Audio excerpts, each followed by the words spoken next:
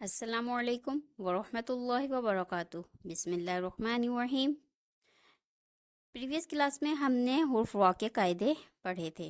ہم نے جانا تھا حروف را کے 8 قاعدے ہیں، جن میں سے ہم نے 4 کو کمپلیٹ کیا تھا، باقی 4 انشاءاللہ ہم آج کی کلاس میں کمپلیٹ کریں گے۔ آج کی کلاس شروع کرنے سے پہلے ہم پریویس کلاس کے 4 قاعدوں کو جلدی سے ریپیٹ کر لیتے ہیں۔ قاعدہ نمبر 1، را پر زبر یا پیش ہو تو را کو پر پڑھا جائے گا۔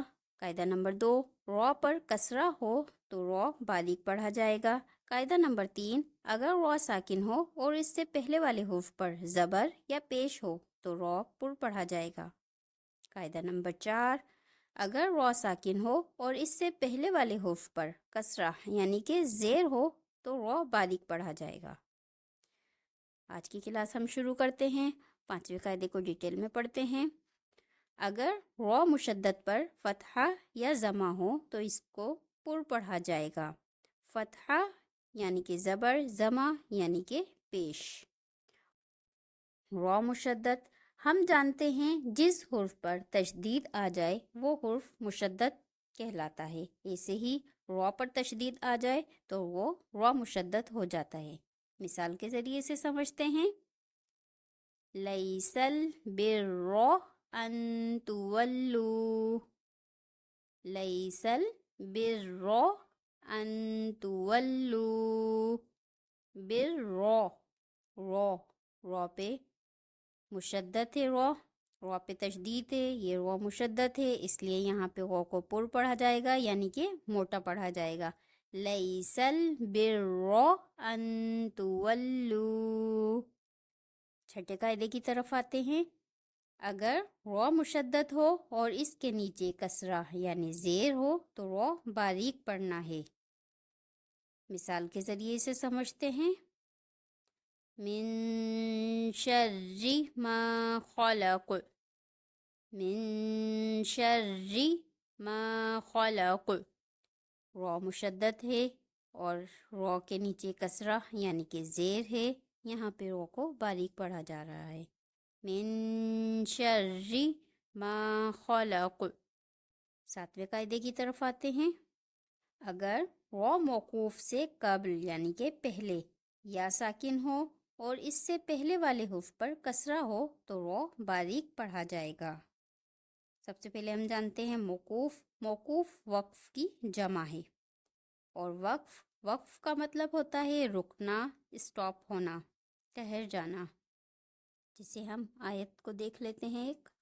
ان اللہ علی کل شیء قدیر، جیسے قاف ہے، پھر دال ہے، پھر یا ہے اور پھر را ہے، اور یہاں پہ آیت ہو رہی ہے، ہم اسٹاپ ہو رہے ہیں، یہاں پہ ٹھہر رہے ہیں، یعنی را موقوف ہو گیا۔ مثال کے ذریعے سمجھتے ہیں۔ بما تعملون خبیر، بما تعملون خبیر، را موقوف ہے، اس سے پہلے والے حرف پر یا ساکن ہے، اس سے پہلے والے حرف پر زیر ہے۔ ہم نے قاعدے میں پڑھا تھا را موقوف ہو، اس سے پہلے یا ساکن ہو اور اس سے پہلے والے حرف پہ کسرہ یعنی کہ زیر ہو تو را باریک ہوگا۔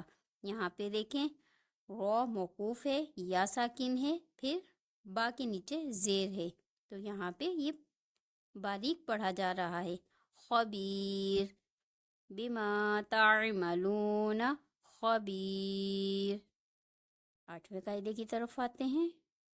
اگر را موقوف سے قبل یعنی پہلے یا ساکن کے علاوہ کوئی اور حرف ساکن ہو اور اس سے پہلے والے حرف پر فتحہ یا ضمہ ہو تو را پر پڑھا جائے گا۔ یعنی اگر را موقوف سے پہلے یا ساکن کے علاوہ، یا ساکن نہیں ہو، اس کے علاوہ کوئی اور حرف ساکن ہو اور اس سے پہلے والے حرف پر زبر یا پیش ہو تو را کو پر پڑھنا ہے یعنی کہ موٹا پڑھنا ہے۔ اب ہم اسے مثال کے ذریعے سمجھتے ہیں۔ وَتَوَاصَوْا بِالصَّبْرِ، بِالصَّبْرِ، وَتَوَاصَوْا بِالصَّبْرِ، صبر، را موقوف ہے، اس سے پہلے با ساکن ہے، اس سے پہلے والے حرف یعنی صاد پر زبر ہے، تو ہم یہاں پہ رو کو پر پڑھیں گے، بالصبر، وتواصوا بالصبر۔ ایک اور مثال دیکھ لیتے ہیں، ان الانسان لفی خسر، خسر، ان الانسان لفی خسر، خسر۔